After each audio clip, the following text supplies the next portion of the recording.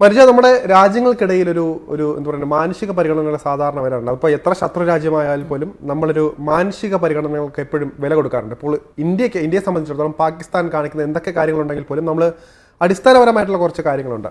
അപ്പോൾ എൻ്റെ ഉദാഹരണം പറയാൻ ഇപ്പോൾ ഇങ്ങനെ ഈ ഒരു വിഷയം പറയാൻ കാരണം കഴിഞ്ഞ ദിവസമായിരുന്നു ഡൽഹിയിൽ നിന്ന് ശ്രീനഗറിലേക്ക് ഇൻഡിഗോയുടെ 6E2142 എന്നൊരു വിമാനം അവരുടെ പോകുന്നത്.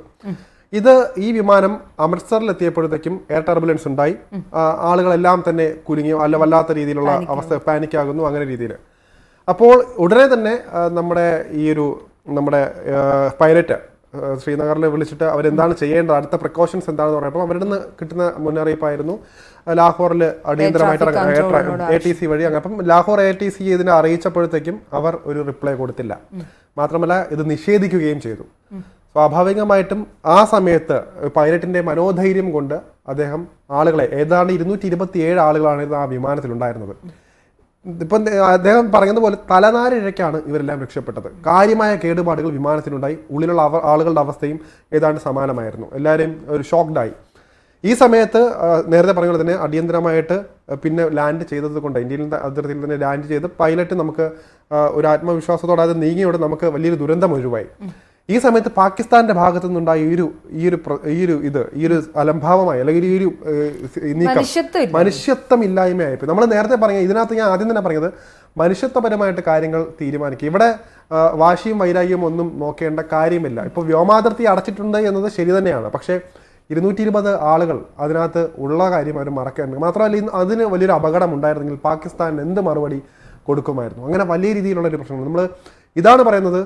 നമ്മൾ പാകിസ്ഥാനി ഒരുപാട് ഇനി പഠിക്കേണ്ടിയിരിക്കുന്നു. നമ്മൾ പല രീതിയിലും നമ്മളെ രീതികളും അതുപോലെ തന്നെ നമ്മുടെ യുദ്ധമര്യാദകളെല്ലാം ലംഘിച്ച് അവർ വരുന്നുണ്ട്.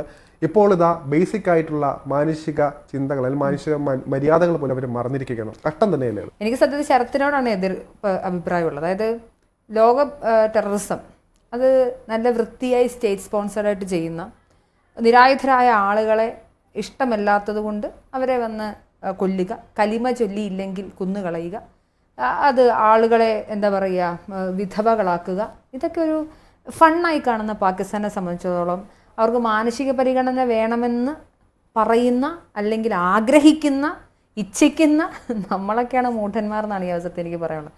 അങ്ങനെ പാകിസ്ഥാൻ്റെ ഭാഗത്തുനിന്ന് ഉണ്ടാവില്ലല്ലോ. പാകിസ്ഥാൻ ഇപ്പോൾ നിലവിലത്തെ സാഹചര്യത്തിൽ ഇന്ത്യയെ പ്രതിരോധിക്കുന്ന ഒരു വലിയ ഹീറോയിക്കായിട്ടുള്ളൊരു തങ്ങൾ എന്തോ വലിയ സംഭവം ചെയ്യുകയാണെന്നുള്ളൊരു മാനസികാവസ്ഥയിൽ ഇങ്ങനെ തുടരുകയാണ്.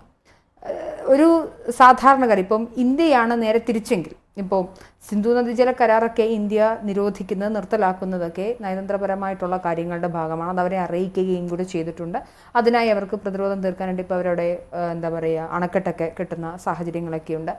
ഇതൊക്കെ ഇന്ത്യ എടുക്കുന്ന പ്രിക്കോഷൻസോ അല്ലെങ്കിൽ ഇന്ത്യ ഒരു രാഷ്ട്രം തങ്ങളുടെ രാഷ്ട്രത്തോട് ശത്രു രാജ്യമായി നിലനിൽക്കുകയും തങ്ങൾക്ക് ത്രെട്ടാവുകയും ചെയ്യുമ്പോൾ എടുക്കുന്ന മെഷേഴ്സാണ്. പക്ഷേ അൺഎക്സ്പെക്റ്റഡായിട്ട് വരുന്ന ഇത്തരത്തിലുള്ള അപകട സാധ്യത ഒരുപാടുണ്ട്. ആലിപ്പഴം വീഴുന്നു ഇഷ്യൂ വരുന്ന സമയത്താണ് ടർബുലൻസ് ഉണ്ടാവുന്നത്. അവർ പാകിസ്ഥാൻ ATCയോട് വിളിച്ചു പറയുന്നു. പക്ഷേ അവരപ്പം തന്നെ അത് വേണ്ട, ഞങ്ങൾക്ക് അവിടെ ഇറക്കാൻ പറ്റില്ല എന്ന് പറയുന്നു. അങ്ങനെ ഇന്ത്യൻ എന്താ പറയുക പൈലറ്റിൻ്റെ മികവ് കൊണ്ട് മാത്രം രക്ഷപ്പെടുന്നു.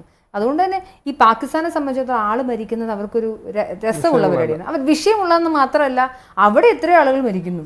അവിടെ എവിടെയാണ് മാനുഷികമായിട്ട് അവിടെ പണപ്പെരുപ്പം വളരെ വലുതാണ്, പട്ടിണിയിലാണ്, വർഷങ്ങളായി സൈനിക അടിച്ചമർത്തൽ മാത്രം നടത്തുന്ന ഒരു രാഷ്ട്രമാണ്. സാധാരണഗതിയിൽ ഒരു രാജ്യത്തിന് സൈന്യമുള്ളപ്പോൾ സൈന്യത്തിന് വേണ്ടി ഒരു രാജ്യമാണ് പാകിസ്ഥാൻ. അപ്പം മനുഷ്യത്വം എന്താണെന്നോ, സ്വാതന്ത്ര്യം എന്താണെന്നോ, വ്യക്തി സ്വാതന്ത്ര്യം എന്താണെന്നോ, മാനവികത എന്താണെന്നോ, സ്നേഹം എന്താണെന്നോ അറിയില്ലാത്തവർ ഏത് തരത്തിൽ പ്രതികരിക്കുമെന്നാണ്. ഇതിപ്പോൾ നമ്മൾ പറയാൻ മറ്റൊരു കാര്യം, ഈ ഒരു കാര്യം വന്നപ്പോൾ അന്താരാഷ്ട്ര തലത്തിൽ പോലും ഇതൊരു ചർച്ചയിൽ എത്തിയില്ല. ഇതിന് എന്തായിരുന്നു ചർച്ച വരാൻ വേണ്ടി എന്തുവാണ് ഈ 220 പേരുടെയും ജീവൻ പൊലിയണമായിരുന്നു. UN എന്തുകൊണ്ട് ഇതിനകത്തൊരു മറുപടി പറഞ്ഞില്ല? എല്ലാ കാലത്തും അവിടുത്തെ ജനങ്ങൾക്ക് വേണ്ടി അല്ലെങ്കിൽ ഹമാസിലെ ജനങ്ങൾക്ക് വേണ്ടി സംസാരിക്കുന്നവരല്ലേ. ഇത് ഇവിടെയും ജനങ്ങളല്ലേ ഉള്ളത്.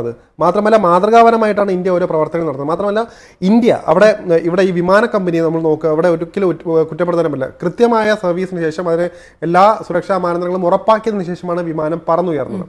സാഹചര്യങ്ങൾ മാറാം, ക്ലൈമറ്റ് മാറാം. നമുക്ക് വായുമർദ്ദം നമുക്കറിയാം, നമ്മൾ പ്രതീക്ഷിക്കുന്നതിലും അപ്പുറമാണ്. വായു അങ്ങോട്ടും ഇങ്ങോട്ടും മാറുന്നതനുസരിച്ചാണ് വിമാനത്തിനെ നിയന്ത്രിക്കുന്നത് വായുവായി പോയി. അപ്പോൾ ആ രീതിയിൽ വരുമ്പോഴത്തേക്കും സ്വാഭാവികമായിട്ടും ചിന്തിക്കേണ്ട കുറച്ച് കാര്യം, കോമൺ സെൻസ് ഉപയോഗിച്ച് അവിടെ ചിന്തിക്കേണ്ട കാര്യം, അവിടെ പാകിസ്ഥാൻ ഇപ്പോഴും ഈ ഒരു നടപടിയിൽ നമ്മൾ ശക്തമായ ഒരു അവർക്കൊരു ഇത് കൊടുക്കേണ്ടിയിരിക്കുന്നത്, ശിക്ഷ കൊടുക്കേണ്ടിയിരിക്കുന്നത്, അല്ലെങ്കിൽ അവർക്കൊരു താക്കീതെങ്കിലും കൊടുക്കാമായിരുന്നു എന്ന് തോന്നി. കാരണം അത്തരത്തിലുള്ള രീതിയിലാണ് ഒരു പെരുമാറ്റം ഉണ്ടായത്. ഞാൻ ഇതിനകത്തൊക്കെ എന്താണെന്നറിയാം, നമ്മളുടെ ഒരു പ്രതീക്ഷയുടെ പ്രശ്നമാണ് ശരത്. അതായത് നമ്മളുടെ ഒരു പ്രാക്ടീസിന്റെയും നമ്മുടെ ഒരു ടീച്ചിങ്ങിന്റെയും ലേണിങ്ങിന്റെയാണ് ഒരാൾക്കൊരു അപകടം വരുമ്പോൾ ഇപ്പൊ ശരത്ത് വീഴുകയാണ്, പെട്ടെന്ന് നമുക്ക് ഓട്ടോമാറ്റിക്കായിട്ട് ശരത്തിനെ പിടിച്ച് എണീപ്പിക്കാനാണ് ശത്രുവായാലും തീർച്ചയായിട്ടും ഒരാൾ അപകടത്തിൽ വരുമ്പോൾ നോക്കി നിൽക്കാൻ നമ്മൾ പഠിച്ചിട്ടില്ല, നമ്മൾ പോയി ഇടപെടും. ഒരാൾ സാമ്പത്തികമായ ബാധ്യത വന്ന് ആത്മഹത്യ ചെയ്യാൻ പോവാണ്, നമ്മുടെ ഉള്ള സ്വർണ്ണമോ എന്തെങ്കിലും ഉണ്ടെങ്കിൽ പണയം വെച്ച് അവനെ സഹായിക്കും. അല്ലെങ്കിൽ ഒരാൾ മരിക്കാൻ പോവുകയാണ് എന്ന് പറഞ്ഞ സമയത്ത് നമ്മളത് കണ്ടിട്ട് നോക്കി നിൽക്കില്ല. ഇതൊക്കെ ആരാണിത് ചെയ്യുന്നത്? മനുഷ്യത്വമുള്ളവരാണ്, അല്ലാതെ പഠിച്ചവരാണ്. പാകിസ്ഥാനെ സംബന്ധിച്ചിടത്തോളം ഇന്ത്യ എന്ന് പറയുന്ന അവരുടെ നമ്പർ 1 ശത്രുവാണ്. എന്തുകൊണ്ട്? മത തീവ്രവാദം നിലനിൽക്കുന്നത് കൊണ്ട്. ആ തീവ്രവാദ അധിഷ്ഠിത ചിന്തകളുള്ള അവർക്ക് 270 പേർ പോയെന്ന് പറഞ്ഞാൽ 270 ശത്രുക്കൾ മരിച്ചെന്നാണ് അർത്ഥം. അവരെ സംബന്ധിച്ചിടത്തോളം അവിടെ മനുഷ്യരാണെന്നോ വലിയൊരു അപകടം ഉണ്ടാകുമെന്നോ അത് വലിയൊരു ലോസിലേക്ക് പോകുമെന്നോ ഒന്നല്ല. ഞങ്ങളെ ഇങ്ങനെ തടഞ്ഞിട്ടെങ്കിലും ഇവരൊക്കെ ചത്തുപൊക്കോട്ടെ എന്ന് വിചാരിക്കുന്നവരായിരിക്കും. അല്ലെങ്കിൽ ഒരിക്കലും ഇങ്ങനൊരു കാര്യം ചിന്തിക്കില്ല. യുണൈറ്റഡ് നേഷൻസിന്റെ കാര്യം എടുക്കുക. യുണൈറ്റഡ് നേഷൻസ് ഇങ്ങനെയുള്ള വിഷയങ്ങളിലൊക്കെ എന്താണ്? ന്യൂട്രൽ സ്റ്റാൻഡാണ്, മധ്യ നിലപാടെന്ന് പറയും. അവർക്ക് പ്രത്യേകിച്ച് സ്റ്റാൻഡ് ഇല്ലാത്തതല്ല. അവരുടെ സ്റ്റാൻഡ് എപ്പോഴും ഈ പറയുന്ന പോലെ പാൻ ഇസ്ലാമിസത്തിന് അനുകൂലമായിട്ടാണ് അവരുടെ സ്റ്റാൻഡ് വരുന്നത്.